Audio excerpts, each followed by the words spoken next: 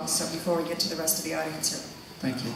Okay, Jack, I hear you use the word aesthetic, the aesthetic value a lot in town, and 250,000 square feet of parking at Treasure Hill, never mind the construction of 1.2 million square feet.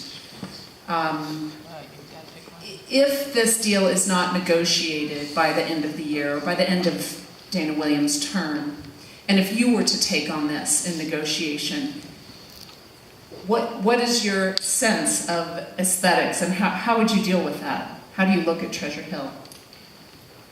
Well, first of all, I've had a long discussion with the city attorney with regard to a project that is before the Planning Commission, has been before the Planning Commission, and will become part of any discussion that any member that sits on this table this evening.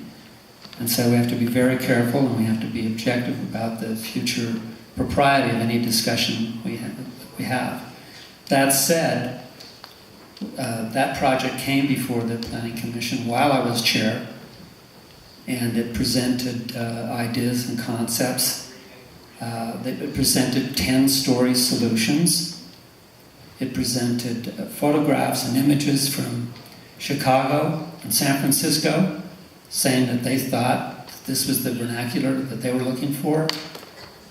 And they received significant and serious response from the public that I think was legitimate in terms of the comments with regard to being consistent to the code. And that said, assume what you may beyond this point, but I'm consistent with my values of small town. Thank you.